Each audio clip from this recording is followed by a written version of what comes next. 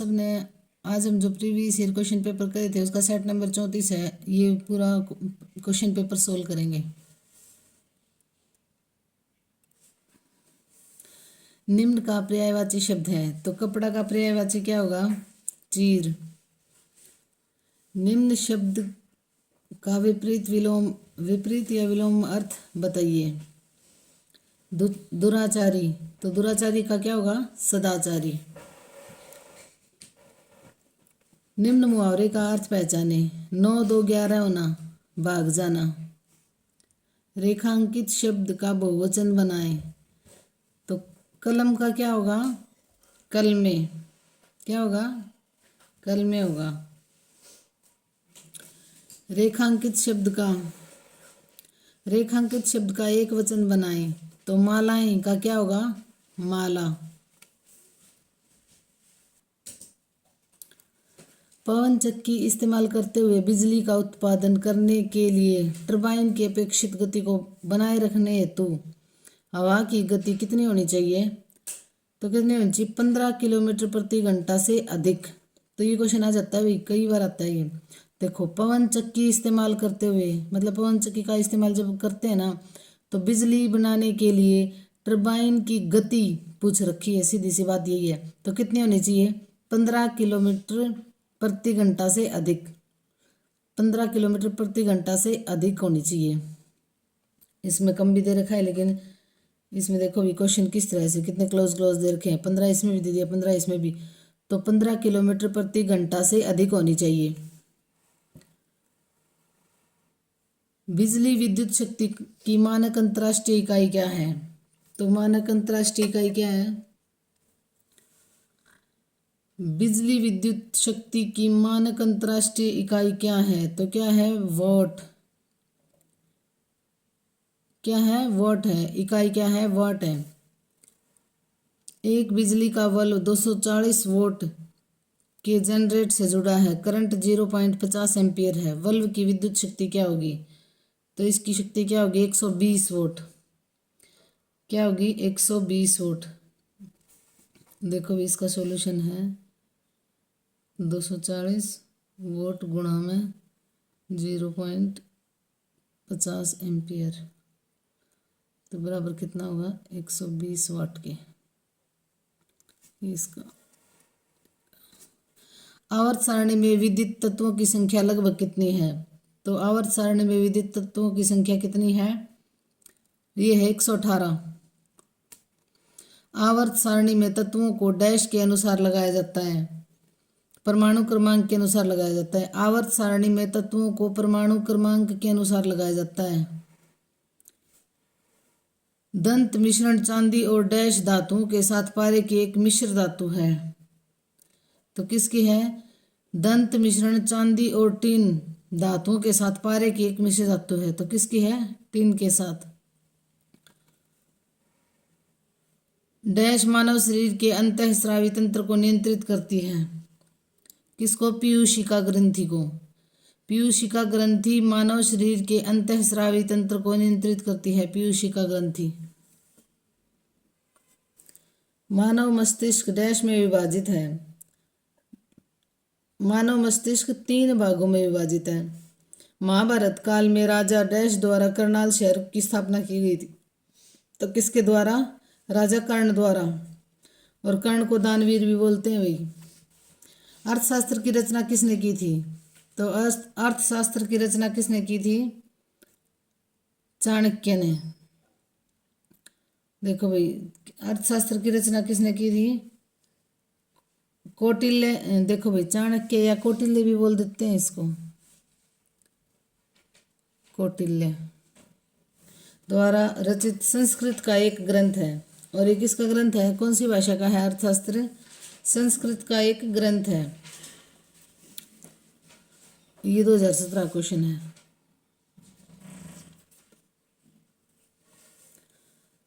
तो वर्तमान में केंद्रीय मंत्री कौन है?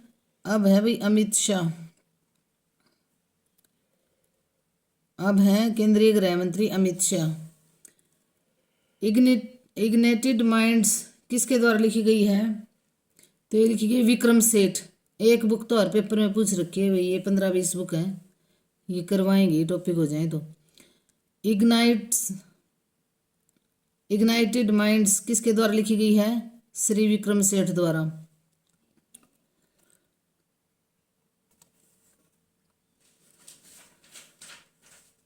ये भी इसका ये नहीं आएगा, ये आएगा इसका एपीजे अब्दुल कलाम। देखो श्री एपीजे अब्दुल कलाम ने ना साहित्यिक रूप से अपने विचारों को 4 पुस्तकों में समाहित किया था, जो है India 2020 a vision for the new millennium, ये भी एपीजे अब्दुल कलाम की है। India 2020 a vision for the new millennium एक पहली बुक होगी। माई जर्नी दूसरी। द इग्नाइटेड माइंड्स तीसरी। Unleashing the power within India. तो इग्नाइटेड माइंड्स किसकी है? एपीजे अब्दुल कलाम की।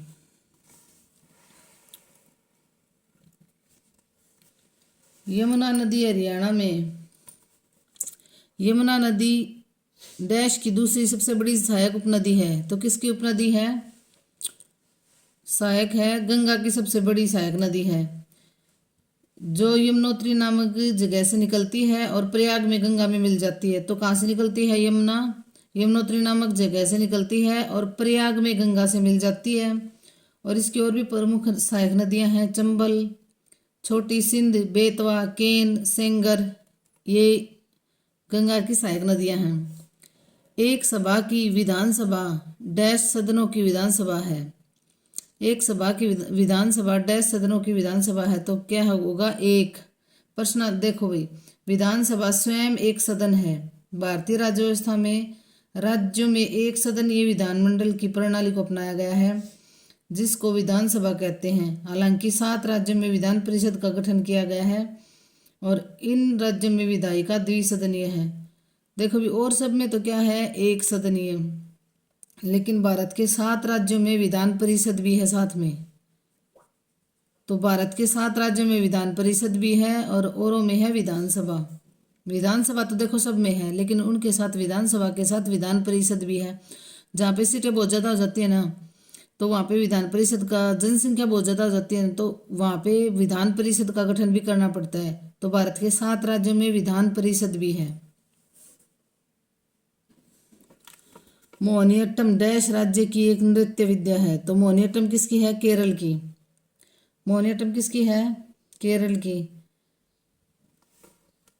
पानीपत की दूसरी लड़ाई डैश वर्ष में लड़ी गई थी, तो पानीपत की दूसरी लड़ाई 1556 में। कब लड़ी गई थी? 5 नवंबर 1556 में। और ये किस किस के बीच लड़ी गई थी? अकबर और एमू के बीच में लड़ी गई थी। पानीपत की दूसरी लड़ाई अकबर और एमू के बीच में लड़ी गई थी। और 1556 में, देखो भाई, 1526 में पानीपत की पहली लड़ाई, 1556 में दूसरी और 1761 में पानीपत की तीसरी लड़ाई लड़ी गई थी। हरियाणा राज्य का पक्षी है, हरियाणा राज्य का पक्षी है, तो हरियाणा राज्य का पक्षी क्या है? काला तितर है भाई। क्या है? हरियाणा राज्य का पक्षी क्या है? काला तितर या ब्लैक फ्रैंकोलिन फीजेंट कुल का एक पक्षी है। यह हरियाणा का राज्य पक्षी है। और यमुनानगर का जो क्लेसर राष्ट्रीय उद्यान है, इसमें काला तितर पाया जाता है। भगवान कृष्ण ने अर्जुन को गीता का उपदेश कहाँ दिया था? तो भगवान कृष्ण ने अर्जुन को गीता का उपदेश कहाँ दिया था? कुरुक्षेत्र में। कुरुक्षेत्र हरियाणा राज्य का एक प्रमुख जिला और उसका मुख्यालय है। तो देखो, ये हिंदू तीर्थ स्थल है कुरुक्षेत्र। यहाँ महाभारत की लड़ाई हुई थी और भगवान कृष्ण ने अर्जुन को गीता का उपदेश दिया था कुरुक्षेत्र में। राजा पुलकेशिन द्वितीय, जिसने हर्षवर्धन को हराया था, डैश राजवंश से था, तो ये किस राजवंश से था? चालुक्य। देखो भाई, राजा पुलकेशिन द्वितीय चालुक्य राजवंश का एक महान शासक था। इन्होंने लगभग 620 ईस्वी में शासन किया था और पुलकेशिन द्वितीय ने राजा हर्षवर्धन को भी हराया था। तो राजा पुलकेशिन द्वितीय ने, जिसने हर्षवर्धन को हराया था, तो हर्षवर्धन को किसने हराया था? राजा पुलकेशिन द्वितीय ने। और किस वंश का था? चालुक्य वंश का। बेटी बचाओ बेटी पढ़ाओ अभियान के लिए हरियाणा का ब्रांड एम्बेसडर किसे? तो अब इसकी ब्रांड एम्बेसडर है भाई मनु भाकर। ये बदलते रहते हैं, जो भी फेमस चेहरा होगा ना, उसी को, मतलब जो भी बेटी या लेडी जो भी फेमस हो जाती है ना, उसी को इसका बेटी बचाओ बेटी पढ़ाओ का ब्रांड एम्बेसडर बनाते। तो हम अब कौन है? मनु भाकर है। निम्नलिखित में से कौन हरियाणा के गांधी कहलाते हैं? तो कौन कहलाते हैं? मूलचंद जैन को। ये इंपॉर्टेंट क्वेश्चन है भाई। मूलचंद जैन को हरियाणा का गांधी कहा जाता है। किसको? देखो, राष्ट्रपिता महात्मा गांधी के अनुयायी थे ये। महात्मा गांधी के क्या थे? अनुयायी थे। इन्होंने सारा जीवन गांधीवादी परंपरा में निर्वाह किया है। अविभाजित पंजाब में 2 बार मंत्री पद पर रहे हैं और 2 बार ये मंत्री पद पर भी रहे हैं। चाचा नेहरू जब प्रधानमंत्री थे तब भी वे सांसद में थे। इन्हें हरियाणा के गांधी के नाम से जाना जाता है। देखो भाई, और भी व्यक्तित्व देख लो हरियाणा के प्रमुख व्यक्तित्व। हरियाणा का प्रथम सांगी कौन है? किशनलाल भट्ट। हरियाणा का प्रथम सांगी कौन है? किशनलाल भट्ट। हरियाणा का प्रथम राजकवि उदय भानु हंस। हरियाणा का सूर्य कवि किसे कहा जाता है? सूर्य कवि या तानसेन? लक्ष्मीचंद को। हरियाणा का शेक्सपियर? लक्ष्मीचंद। हरियाणा का स्वर सम्राट? पंडित जसराज। हरियाणा का ताऊ? चौधरी देवीलाल। हरियाणा का गांधी? मूलचंद जैन। आधुनिक हरियाणा का निर्माता व लौह पुरुष किसे कहा जाता है? चौधरी बंसीलाल को। हरियाणा का hurricane? Kapil Dev. Grand old man of Punjab? Lala राय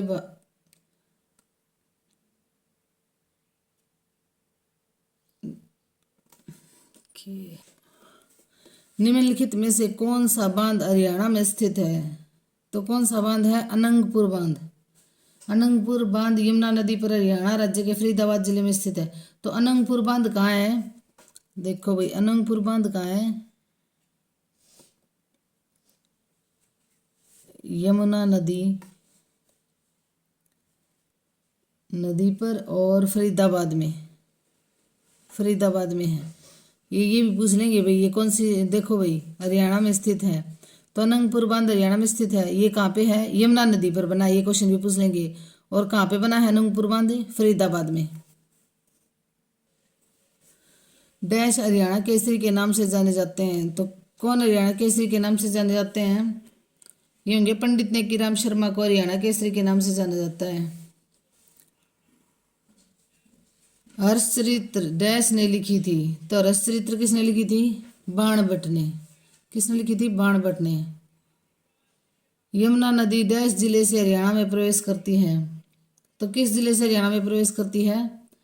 यमुनानगर से। यमुनानगर हरियाणा प्रांत का एक शहर है, इसका पुराना नाम। और यमुनानगर का पुराना नाम क्या है? अब्दुल्लापुर। यमुना नदी का हरियाणा में प्रवेश इसी जिले से होता है, यमुनानगर से, तब इसका नाम यमुनानगर पड़ा था। हरियाणा में पहला विश्वविद्यालय कौन सा है? तो देखो भाई, इसमें से है,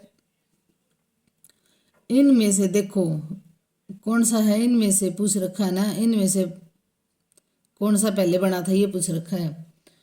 तो चौधरी चरण सिंह हरियाणा कृषि विश्वविद्यालय। चौधरी चरण सिंह हरियाणा कृषि विश्वविद्यालय कहाँ है? ये हिसार में स्थित है, जिसकी स्थापना 1970 में हुई थी। कब हुई थी स्थापना? 1970 में। और लेकिन हरियाणा का पहला विश्वविद्यालय कहाँ है? कुरुक्षेत्र में, 1956 में बना था। लेकिन इनमें से पूछ रखा है पहला विश्वविद्यालय कौन सा था? चौधरी चरण सिंह कृषि विश्वविद्यालय।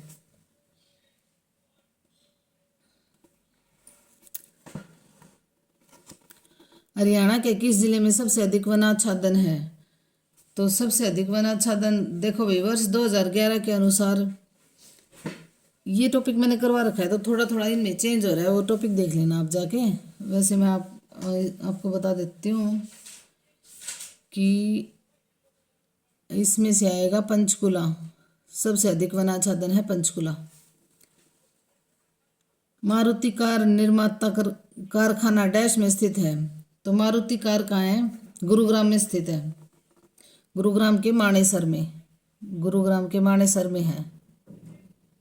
अगर ये भी पूछ लेना कि भाई कई बार मानेसर दे देते हैं, गुरुग्राम भी दे देंगे, मानेसर भी दे देंगे, तो मारुति कार निर्माता कारखाना कहाँ है? गुरुग्राम के मानेसर में है। अगर गुरुग्राम और मानेसर दोनों दे रखे तो मानेसर करेंगे हम। गुरुद्वारा मांझी साहिब डैश में स्थित है। तो गुरुद्वारा मांझी साहिब कहाँ है?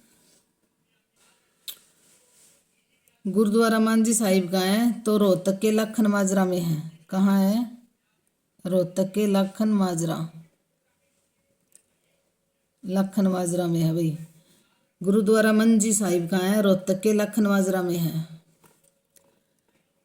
हरियाणा में भैंस की कौन सी नस्ल सबसे अधिक प्रसिद्ध है? तो ये सबको पता है, मुर्रा। और ये जींद कैथल उस साइड में ज़्यादा पाई जाती हैं।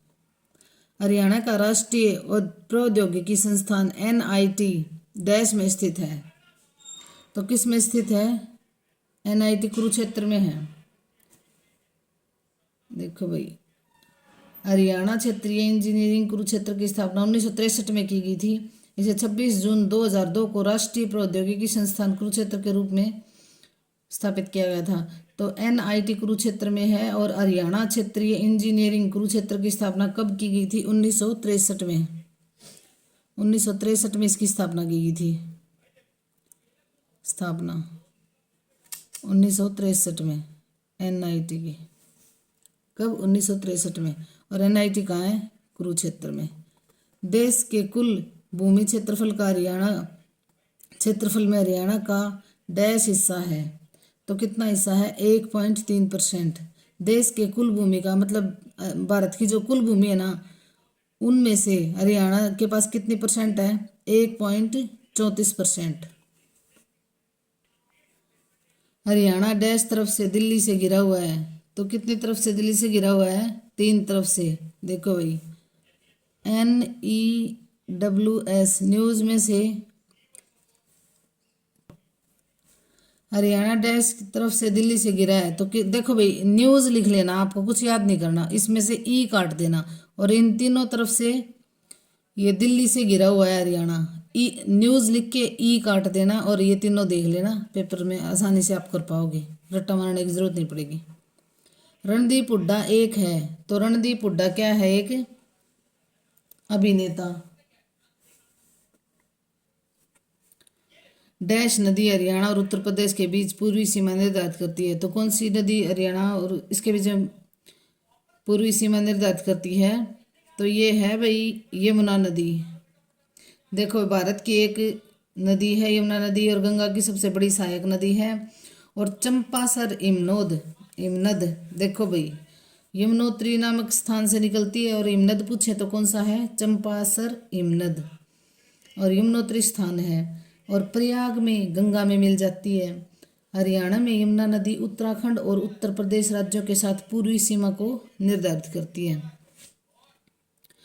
डैश के अनुसार हरियाणा का उद्भव आर्यन से हुआ है। तो किसके अनुसार? डॉक्टर HR गुप्ता के अनुसार। इंपॉर्टेंट क्वेश्चन है भाई, देखो। डैश के अनुसार हरियाणा का उद्भव आर्यन से हुआ है। तो आर्यन से हुआ है। HR गुप्ता के अनुसार हरियाणा का उद्भव आर्यन से हुआ है। HR गुप्ता के अनुसार हरियाणा का उद्भव किससे हुआ है? आर्यन से। अप्रैल माह में कौन सा त्योहार मनाया जाता है?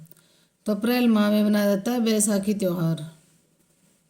अप्रैल माह में कौन सा त्योहार मनाया जाता है? बैसाखी। बैसाखी पंजाब राज्य में है। भारत में सिख समुदाय द्वारा मनाया जाता है। तो बैसाखी त्योहार किस द्वारा मनाया जाता है? सिख समुदाय द्वारा। और ये ज़्यादातर पंजाब के लोग ही मनाते हैं, वैसे तो हरियाणा वाले मनाते हैं, लेकिन ये मेन पंजाब का त्यौहार है और सिख समुदाय द्वारा मनाया जाने वाला त्यौहार है। बैसाखी पर गेहूं की कटाई शुरू हो जाती है। तो किसकी? ये क्वेश्चन भी देते हैं, गेहूं की कटाई पर कौन सा त्यौहार मनाया जाता है? तो बैसाखी का। बैसाखी पर्व बंगाल में पहला बैसाख नाम से, दक्षिण में बीसू नाम से, और केरल, तमिलनाडु, असम में बिहू नाम से अप्रैल में मनाया जाता है। तो देखो भाई, बैसाखी पंजाब राज्य में मनाया जाता है मेन रूप से।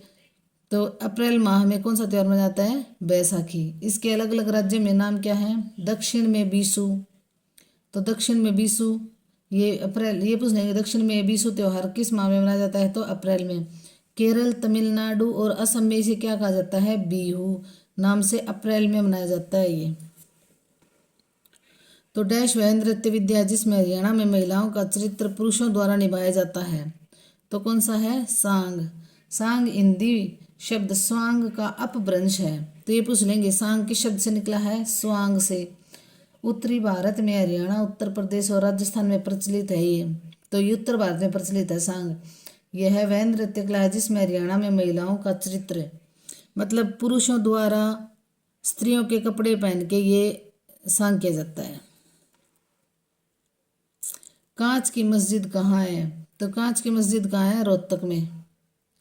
कहाँ है? रोहतक में है ये। जानवर डैश सृष्टि से संबंध रखते हैं? तो किस सृष्टि से संबंध रखते हैं? प्राणी सृष्टि से। डैश एक प्रकार की सममिति है जिसके आधार पर पशुओं का वर्गीकरण किया जाता है। बहिप्रकोष्ठीय। क्या है? बहिप्रकोष्ठीय। रक्त में डैश मौजूद होती हैं? तो क्या मौजूद होती हैं? लाल रक्त कोशिका। लाल रक्त में मौजूद होती हैं लाल रक्त कोशिका। मियादी बुखार का हेतुक डैश जीवाणु है? तो क्या है? Salmonella typhi. क्या है? Salmonella typhi. पृथ्वी पर जीवन के रूपों का इतिहास का अध्ययन डैश जीव विज्ञान कहलाता है? पृथ्वी पर जीवन के रूपों का इतिहास का अध्ययन क्या कहलाता है? तो क्रम विकास कहलाता है। साइनोबैक्टीरिया को डैश भी कहा जाता है? तो साइनोबैक्टीरिया को क्या कहा जाता है? नीला हरा शैवाल। क्या कहा जाता है? नीला हरा शैवाल। कोई एक शैवाल और एक डैश के बीच सहजीवी साहचर्य को दिखाती है? फफूंद को। किसको दिखाती है? फफूंद को। डैश पौधों में एक सरल उत्तक का उदाहरण है? तो किसका उदाहरण है? मृदुतक। किसका उदाहरण है? मृदुतक का। डैश पुष्पी पादक में परागण में सहायता करने वाला एक जीवीय कारक है? तो क्या है? पशु। पुष्पी पादक में परागण में सहायता करने वाला एक पृथ्वी की सबसे पतली परत है? तो क्या है पृथ्वी की सबसे पतली परत? भूपर्पटी। जियोथर्मल शब्द का उद्भव यूनानी भाषा के शब्दों जी जिसका अर्थ है पृथ्वी और थर्मोस जिसका अर्थ है डैश से हुआ है? तो किससे हुआ है? उष्ण से। थर्मोस का अर्थ क्या है? उष्ण। देखो, पृथ्वी के ऊपरी भाग को परपटी या क्रस्ट कहते हैं। यह अंदर की तरफ 34 किलोमीटर तक का क्षेत्र है। यह पृथ्वी के कुल आयतन का 0.5% घेरे हुए है और यह मुख्यतः बेसाल्ट चट्टानों से बना हुआ है।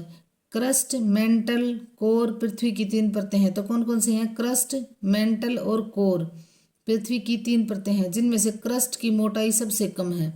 तो क्रस्ट की मोटाई क्या है? सबसे कम है। पृथ्वी की भूपर्पटी की सबसे निचली परत क्या कहलाती है? पृथ्वी की भूपर्पटी की सबसे निचली परत क्या कहलाती है? ये कहलाती है सीमा। पृथ्वी के ऊपरी भाग को भूपर्पटी कहते हैं। यह मुख्यतः बेसाल्ट चट्टानों से बना हुआ है। इसके 2 भाग होते हैं, सियाल और सीमा। सियाल क्षेत्र में सिलिकन एवं एल्यूमिना तथा सीमा क्षेत्र में सिलिकन एवं मैग्नीशियम की बहुलता पाई जाती है। कैल्शियम से समृद्ध फसल की पहचान करें।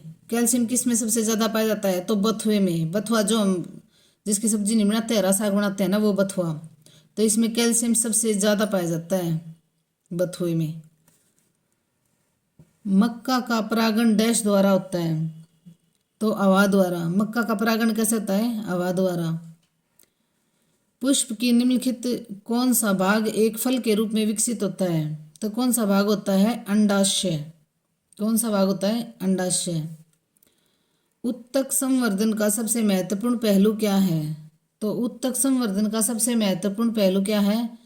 कीटाणुहीन अवस्था का रखाव। कीटाणुहीन अवस्था का रखाव। वर्षावनों को डैश वनों के अंतर्गत वर्गीकृत किया गया है? तो वर्षावनों को डैश वनों के अंतर्गत वर्गीकृत किया गया है। तो किसके अंतर्गत? उष्णकटिबंधीय। डैश वन्य जीवों और पर्यावरण के बीच पारस्परिक प्रभाव का अध्ययन है? तो किसका अध्ययन है? वन्य पारिस्थितिकी तंत्र। किसका? वन्य पारिस्थितिकी तंत्र वन्य जीवों और पर्यावरण के बीच पारस्परिक प्रभाव का अध्ययन है। वन्य पारिस्थितिकी तंत्र चीड़ की अनुप्रस्थ काट डैश आकृति में होती है, तो किस में होती है? त्रिकोणाकार में। किस में? त्रिकोणाकार में। वानिकी में वृक्ष चयन विधि क्या है? तो क्या है? केवल सबसे पुराने और सबसे बड़े पेड़ों को काटना। केवल सबसे पुराने और सबसे बड़े पेड़ों को काटना।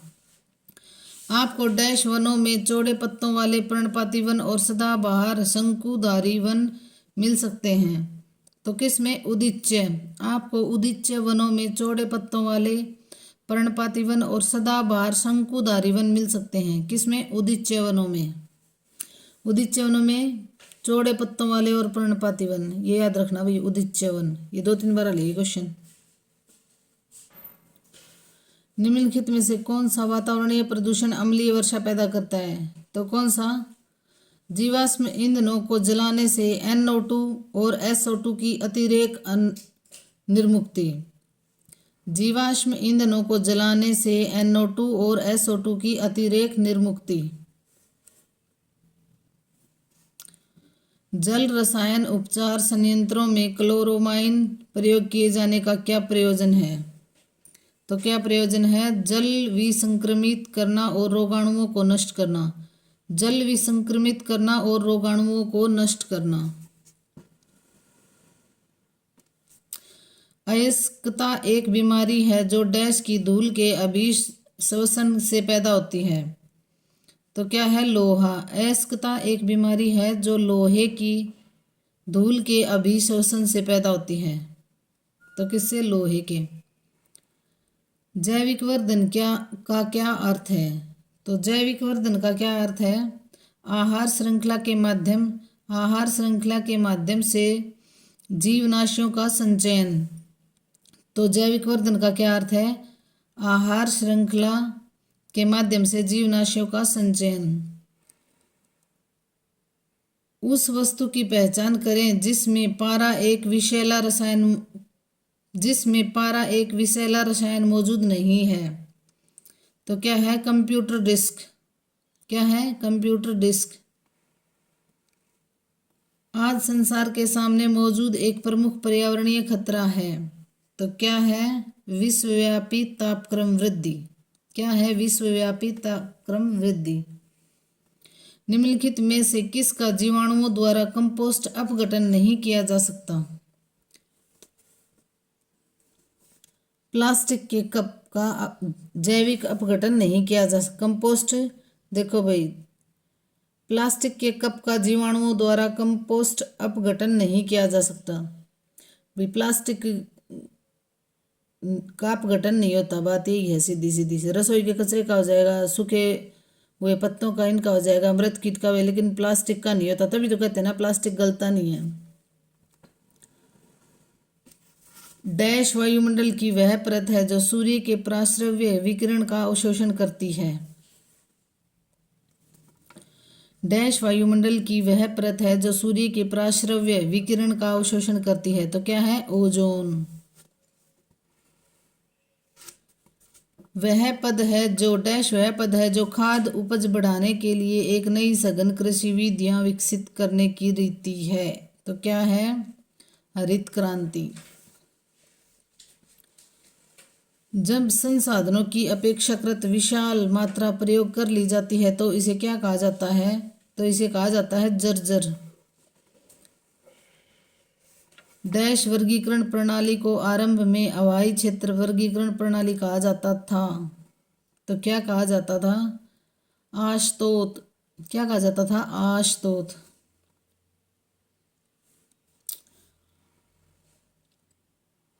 लंबाई से व्यास का डैश अनुपात रखने वाले वेलानकार मृदा नमूने पर एक सेल में त्रिअक्षीय परीक्षण किया जाता है, तो क्या किया जाता है भाई? 2 लंबाई से व्यास का 2 अनुपात रखने वाले वेलनाकार मृदा नमूने पर एक सेल त्रिअक्षीय परीक्षण किया जाता है। तो धन्यवाद भाई, लाइक शेयर और सब्सक्राइब करना। और अभी क्वेश्चन पेपर जो है ये जल्दी से जल्दी करवाने की कोशिश करेंगे भाई। 2-3 दिन बीच में टाइम नहीं लगा था, लेकिन आज 2 क्वेश्चन पेपर मिल जाएंगे आपको।